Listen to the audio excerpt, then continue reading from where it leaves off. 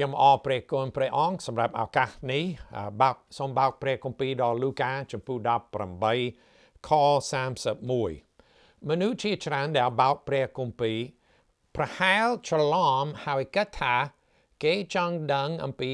ត្រូវធ្វើអីមានន័យថាគេចង់ដឹងត្រូវធ្វើនេះឬមិនធ្វើនេះត្រូវអត់ធូបឬមិនត្រូវអត់ធូបត្រូវតែធ្វើកិច្ចការនេះដូចជាតមអាហារឬមិនបីប៉ុន្តែតាមពិតព្រះគម្ពីរទាំងអស់មិនមែនជាសៀវភៅដែលបញ្ជាមនុស្សធ្វើនេះឬមិនធ្វើនោះទេ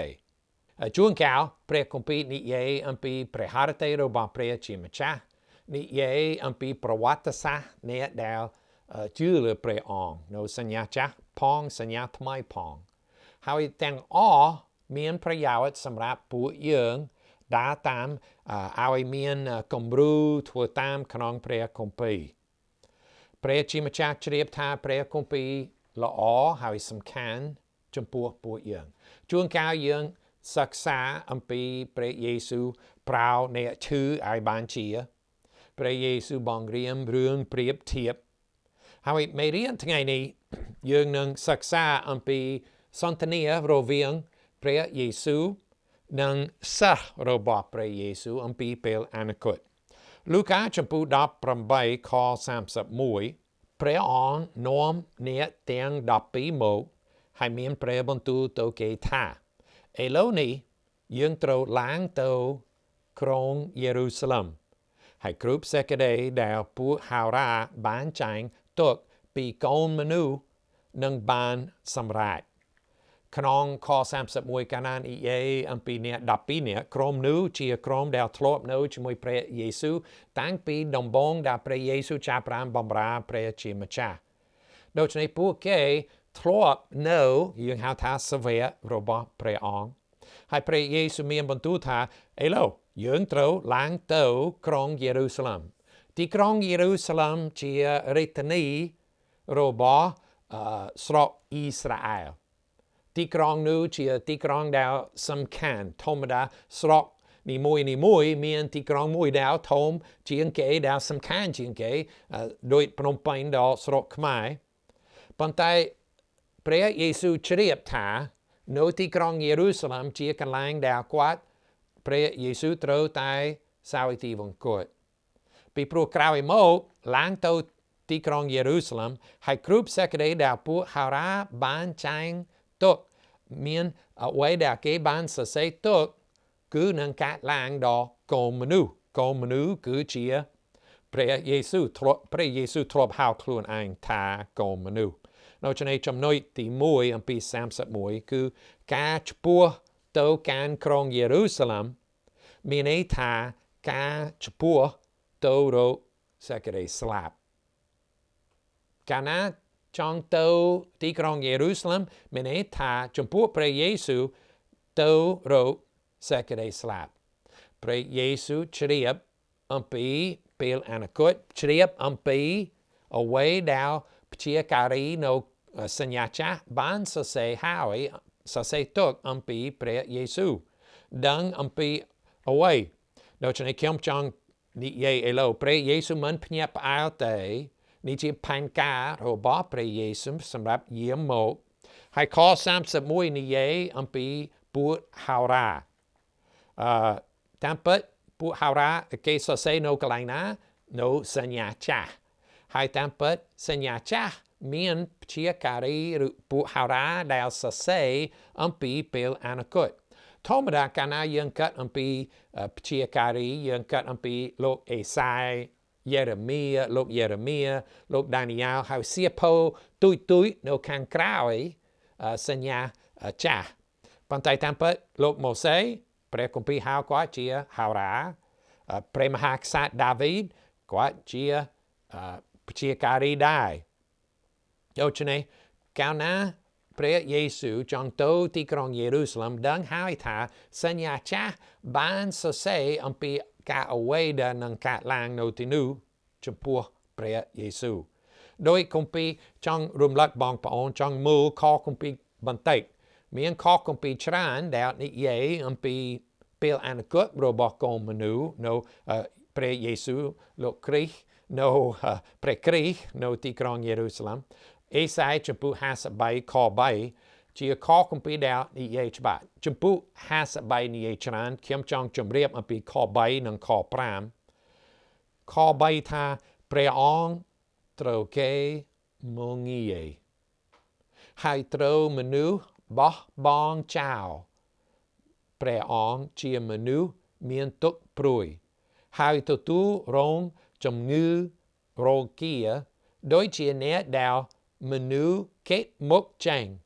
ព្រះអង្គត្រូវគេមកងាយហើយយើងមិនបានរាប់អានព្រះអង្គសោះចំពោះ53និយាយអំពីអ្នកបម្រើរបស់ព្រះអង្គដែលនឹងរងទុក្ខ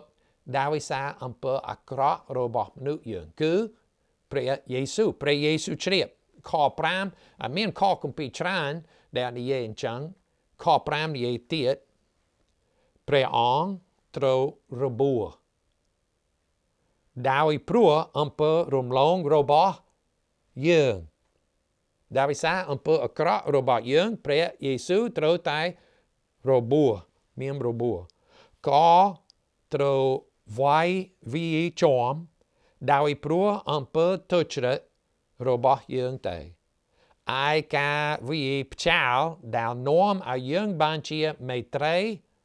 នោះបានធ្លាក់ទៅលើព្រះអង្គតាមពិតខគម្ពីរនេះនិយាយអំពីព្រះយេស៊ូវអំពីការរងទុក្ខរបស់ព្រះយេស៊ូវទំនុកទំការចំពុក22ជាចំពុកដែលបានមានរឿងច្រើនដែលកាត់ឡើង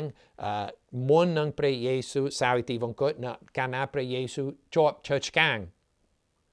ប៉ុន្តែខ7ខ្ញុំអត់អានប៉ុន្តែចង់ជម្រាបបងប្អូនអំពីខ7ពួកគេនឹងសោកចំអកនឹងអ្នកនោះសោកចំអកដាក់បរិបម្នាក់នោះពួកគេនឹងពេបមាត់នឹងបរិបម្នាក់នោះហើយខ18ក្នុងចំពុក22ពួកគេនឹងលែងលបែងស៊ីសងឆាប់ឆ្នោតសម្រាប់ខោអាវរបស់អ្នករងទុក្ខ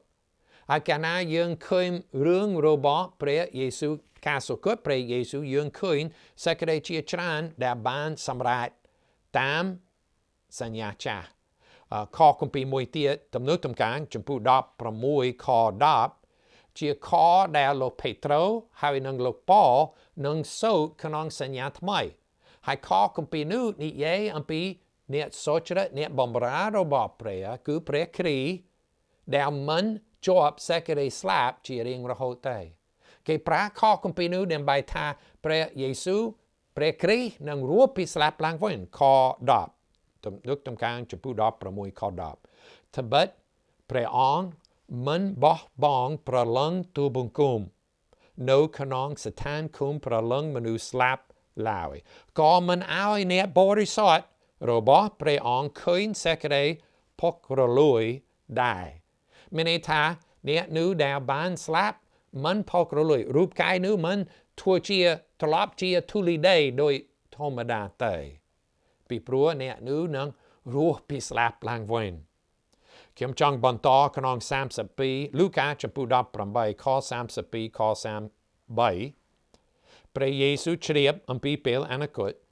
សញ្ញាចាស់មានខគម្ពីរច្រើនដែលបាននិយាយអំពីពេលអនាគតអំពីសម័យព្រះយេស៊ូវអំពីការសុគតព្រះយេស៊ូវហើយក្នុងលូកាចំពុក18ព្រះយេស៊ូវបន្តត្បិតគេនឹងបញ្ជូនលោកទៅពួកសាសដទៃគេនឹងសោកចំអកឲ្យថ្មេះដេះដៀលហើយស្ដោះដាក់លោកស្ដោះទឹកមាត់ដាក់លោកបន្ទាប់ពីគេបានវាយលោកនឹងរំពាត់គេនឹងសម្លាប់លោកតែ3ថ្ងៃក្រោយមកលោកនឹងរស់ឡើងវិញយើងឃើញក្នុង32-33ព្រះយេស៊ូវជ្រាបអំពីពេលអនាគតព្រះយេស៊ូវដឹងអំពីការអាក្រក់របស់មនុស្សចំពោះព្រះយេស៊ូវចំណុចមួយទៀតគឺពេលអនាគតត្រូវបានគេដឹងរួចហើយមានន័យថាពេលអនាគតព្រះជាម្ចាស់ជ្រាបដូចជាបានសម្រេចហើយ ព្រះយេស៊ូវជ្រាបក្នុងខ32:37ព្រះយេស៊ូវនឹងជម្រាបអំពីសកម្មភាព7អំពីកិច្ចការ7ដែលនឹងកាត់ឡើងចំពោះព្រះយេស៊ូវគេនឹងធ្វើដូចនេះគេនឹងប្រកល់ព្រះយេស៊ូវដល់ជនជាតិដទៃប្រកល់ដើម្បីអីដើម្បីឲ្យគេធ្វើអាក្រក់គេនឹងសោកចំអកលក់លើយនឹងព្រះយេស៊ូវព្រះយេស៊ូវជ្រាបហើយគេនឹងបង្អាប់បង្អោនព្រះយេស៊ូវដោយសារគេសប្បាយចង់មើលងាយក្រោយមកគេនឹងស្ដោះទឹកមាត់ដាក់នឹងព្រះយេស៊ូវសេចក្តីទាំងអស់នេះមិនស្រួលប៉ុន្មានទេខ33បន្ទាប់ពីគេបានវាយលោកនឹងរំពាត់ឬខ្សែទីគេនឹងសម្លាប់លោកគេនឹងធ្វើឲ្យព្រះយេស៊ូវរងទុក្ខដោយខ្សែទីដែលពិបាកមែនទែនធ្វើឲ្យមានឈាមហូរជាច្រើនហើយក្រោយមកគេនឹងយកព្រះយេស៊ូវបង្ខំព្រះយេស៊ូវដេកលើឈើឆ្កាងយកដៃគោហើយដំដៃគោនោះចូលដៃនឹងជើងឲ្យជាប់ឈើឆ្កាងរហូតដល់ស្លាប់ព្រះយេស៊ូវសូមដឹងថាព្រះយេស៊ូវសោកចិត្តបន្ទាបខ្លួនឲ្យឡើងទៅទីក្រុងយេរូសាឡិមព្រះយេស៊ូវជ្រាបអំពីសេចក្តីនេះព្រះយេស៊ូវដឹងប៉ុន្តែអរព្រះគុណសកម្មភាពទី7ខ33លោកនឹងរស់ឡើងវិញក្នុងប្រយោគជាច្រើនក្នុង32:33ពួកគេធ្វើនេះពួកគេធ្វើនោះប៉ុន្តែយើងឃើញពាក្យចុងក្រោយគឺជាព្រះយេស៊ូវលោកនឹងរស់ឡើងវិញខ្ញុំអរព្រះគុណព្រះអង្គសេចក្តីនេះនឹងកើតឡើងព្រះយេស៊ូវនិយាយអំពីខ្លួនទ្រង់កាលណាបើមើលម៉ាថាយចំពុក27 28ឬលើកចុងក្រោយគម្ពីរលូកាចំពុក22ដល់ចំពុក24យើងបើសិនជាឆ្លៀតពេលនឹងឃើញកិច្ចការទាំងអស់នេះកើតឡើងចំពោះព្រះយេស៊ូវប៉ុន្តែសូមកាត់ពិចារណាបើសិនជាបងប្អូនជ្រាបថាពួកគេនឹងចាប់ឲ្យធ្វើអាក្រក់ដូចនេះក្រោយមកគេនឹងសម្លាប់ហើយបើសិនជាបងប្អូនជ្រាបថាបងប្អូនមានអំណាចរស់ពីស្លាប់ឡើងវិញតើបងប្អូនភ័យខ្លាចពេលអនាគតឬទេបើសិនជាបងប្អូនជ្រាបថាគេនឹងធ្វើបាបគេនឹងវាយដោយខ្សែទីគេនឹងសោកចំអកលក់លើយបើសិនជាដឹងថាគេនឹងធ្វើប៉ុន្តែបន្ទាប់ពីសេចក្តីស្លាប់នឹងរស់ឡើងវិញបងប្អូនភ័យខ្លាចឬទេខ្ញុំឆ្លើយថាមិនភ័យសកម្មភាពរបស់គេទេប៉ុន្តែសូមដឹងថាព្រះយេស៊ូវត្រូវតែរងទុក្ខយ៉ាងធ្ងន់អត់ចូលចិត្តឲ្យគេធ្វើអាក្រក់ទេប៉ុន្តែពេត្រុសខ្សែទី1ចំពុក3ខ18និយាយអំពីបំណងរបស់ព្រះយេស៊ូវហើយខគម្ពីរនេះគឺល្អមែនតើពេត្រុសទី1ចំពុក3ខ18ត្បិតព្រះគ្រីស្ទក៏បានរងទុក្ខម្ដងជាសុរៈនិយាយថារងទុក្ខម្ដងមិនមែនថាមួយវិនាទីទេច្រើនម៉ោងហើយដោយព្រោះតែបាបដែរគឺព្រះដ៏សុចរិតគឺព្រះយេស៊ូវព្រះដ៏សុចរិតរងទុក្ខជំនួសមនុស្សទុច្ចរិតពួកយើងដើម្បីនាំយើងទៅរកព្រះពួកយើងទាំងអស់ទុច្ចរិតចំពោះព្រះនេតរបស់ព្រះអង្គព្រះអង្គស្រឡាញ់ពួកយើងប៉ុន្តែពួកយើងមានអំពើអាក្រក់ក្នុងចិត្តក្នុងមាត់ក្នុងសកម្មភាពការបង្ហាញថាមានសេចក្តីនោះដោយសកម្មភាពប៉ុន្តែព្រះជាម្ចាស់នៅតែស្រឡាញ់ពួកយើងហើយដឹងថាត្រូវការម្នាក់រងទុក្ខជំនួសការអាក្រក់របស់យើងព្រះអង្គត្រូវតែដាក់ទោសប៉ុន្តែព្រះអង្គសោកចិត្តដាក់ទោសលើព្រះយេស៊ូវជំនួសយើងដើម្បីអីខ18ដើម្បីនាំយើងទៅរកព្រះដើម្បីនាំយើងបានភាពជាសុចរិតចំណុចទី យើងនឹងឃើញក្នុង34ជាពាក្យដែលជាគំនិតមួយដែលធ្វើឲ្យច្រើនមនុស្សច្រើនឆ្ងល់ហើយខ្ញុំចង់ពន្យល់បន្តិចខ34ខ្ញុំចង់អានព្រះយេស៊ូវបានពន្យល់អំពីយេរូសាឡិមសេចក្តីស្លាប់អំពីការអាក្រក់របស់អ្នកដឹកនាំពួកគេ34ប៉ុន្តែពួកសាវកមិនបានយល់សេចក្តីទាំងនោះសោះពាក្យនោះមានន័យថាព្រះបន្ទូលនេះជាពាក្យและកំបាំងសម្រាប់គេហើយគេមិនបានយល់ថាដូចម្ដេចទេពួកគេមិនដឹងថាព្រះអង្គមានបន្ទូលអំពីអ្វីទេគេមិនអត់យល់តើព្រះយេស៊ូវប្រើពាក្យដែលពិបាកយល់ឬទេតើព្រះយេស៊ូវនិយាយដូចជាភាសាដទៃភាសាផ្សេងដែល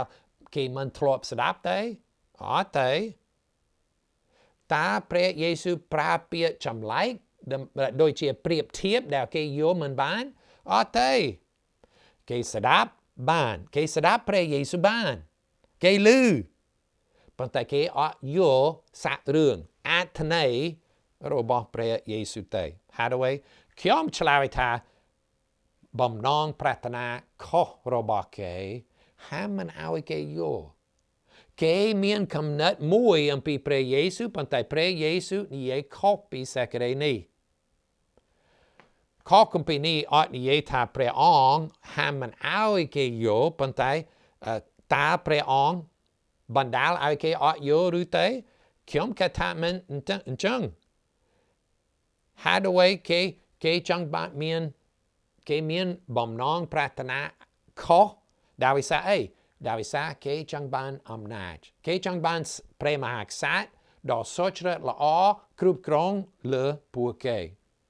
ដូច្នេះចំណុចទី3មនុស្សជាច្រើនមិនយល់អំពីព្រះយេស៊ូវដោយសារបំណងប្រាថ្នាខុសរបស់គេមនុស្សជាច្រើនមានបំណងប្រាថ្នាខុសមកឯព្រះយេស៊ូវនៅសញ្ញាចាស់យើងបានសិក្សាខ្លះហើយពួកហោរាព្យាការីពួកគេបានសរសេរជាច្រើនកន្លែងអំពីព្រះមហាក្សត្រដែលនឹងមកពីស្រុកយូដាធ្វើឲ្យគេមានមោទនភាពពីព្រោះព្រះមហាក្សត្រនោះនឹងសោយរាជ្យលើពិភពលោកនេះគេសប្បាយរីករាយមានជំនឿយូដាដែលនឹងសោយរាជ្យហើយព្រះមហាក្សត្រនោះនឹងសោយរាជ្យដោយសេចក្តីសុខធ្វើឲ្យមនុស្សទាំងអស់មានសេចក្តីសុខគាត់នឹងសោយរាជ្យដោយសេចក្តីសុចរិតដោយយុត្តិធម៌ធ្វើឲ្យពួកអ៊ីស្រាអែលសូម្បីតែសាវករបស់ព្រះយេស៊ូវគិតអំពីពេលអនាគតនោះគេអត់សូវគិតអំពីការរងទុក្ខវេទនារបស់ព្រះគ្រីស្ទព្រះមេស៊ីពួកគេគិតច្រើនអំពីព្រះរាជរបស់ព្រះហើយពួកគេនឹងចូលដើម្បីឲ្យសប្បាយប៉ុន្តែគេអត់ទាន់យល់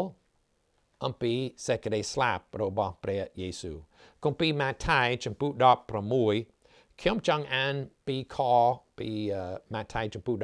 16លោកពេត្រុសកំពុងពិភាក្សាជាមួយព្រះយេស៊ូវខ្ញុំអត់ឆ្លៀតពេលឥឡូវប៉ុន្តែព្រះយេស៊ូវខ21និយាយអំពីព្រះយេស៊ូវជម្រាបអំពីទីក្រុងយេរូសាឡិមដែលព្រះយេស៊ូវនឹងរងទុក្ខនិងគេនឹងចាប់ឲ្យសម្លាប់ហើយខ22ព្រះយេស៊ូវមានបន្ទូលហើយខនេះម៉ាថាយចំពុ16ខ22ថាពេលនោះពេត្រុសនាំព្រះយេស៊ូវទៅដោយឡែកហើយចាប់ផ្ដើមទូលជំទាស់ព្រះអង្គថាចាប់ផ្ដើមទូលជំទាស់ព្រះអង្គថាព្រះអម្ចាស់អើយសូមទ្រង់មេត្តាប្រណីផងកុំឲ្យការនេះកើតមានដល់ព្រះអង្គឡើយបន្ទាប់ពីក្នុងរឿងនោះបន្ទាប់ពីព្រះយេស៊ូវជម្រាបអំពីការរងទុក្ខព្រះយេស៊ូវលោកពេត្រុសថាអូកុំនិយាយដូចនេះទេអូអត់ល្អកុំនិយាយហើយសូមដឹងថាបើសិនជាឆ្លៀតពេលលូកាចំពុ9 ខ22ខ45ព្រះយេស៊ូវនឹងជម្រាបចំពោះពួកគេអំពីការសុគតព្រះយេស៊ូវប៉ុន្តែគេមិនសូវចាប់អារម្មណ៍ទេ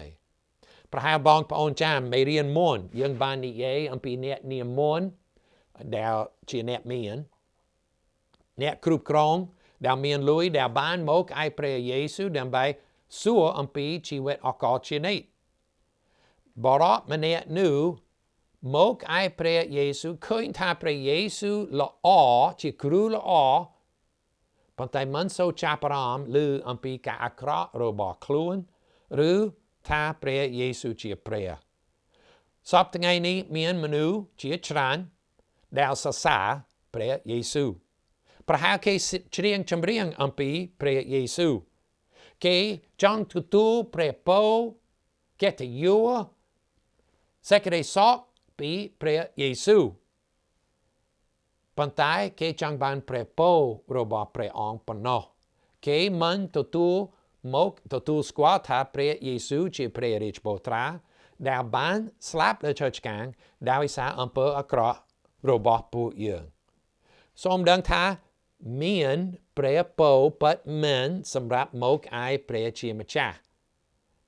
ប៉ុន្តែសូមដឹងថាព្រះយេស៊ូវមានតែព្រះយេស៊ូវដែលរងទុក្ខដោយសារអំពើអាក្រក់របស់មនុស្សផ្សេង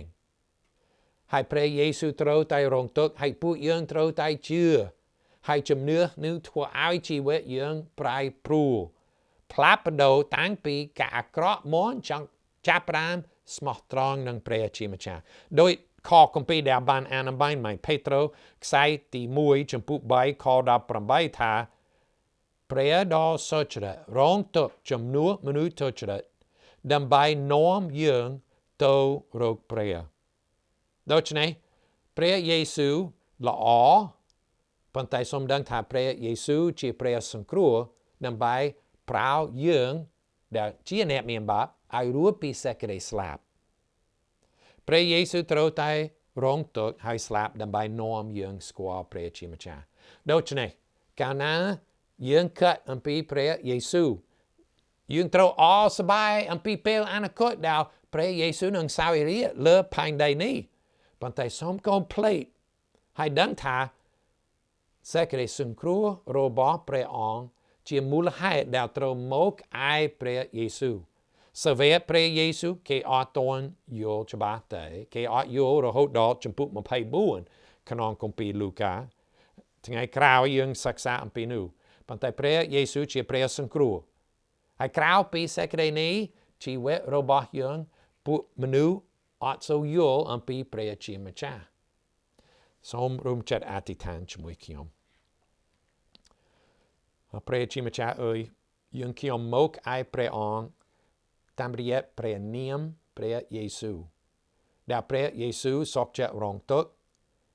ត្រូវឲ្យគេចាប់ឲ្យនឹងវាយនឹងរំពាត់ឲ្យគេធ្វើអាក្រក់ជាច្រើនប៉ុន្តែអរព្រះគុណព្រះយេស៊ូវបានរស់ពីស្លាប់ឡើងវិញសូមជួយឲ្យយើងខ្ញុំយល់កាន់តែច្បាស់អំពីទីក្រុងយេរូសាឡិមសម្រាប់ព្រះយេស៊ូវអំពីសេចក្តីសង្គ្រោះព្រះយេស៊ូវដើម្បីឲ្យពួកយើងខ្ញុំមានអំណរមានកម្លាំងពីមួយថ្ងៃទៅមួយថ្ងៃរហូតដល់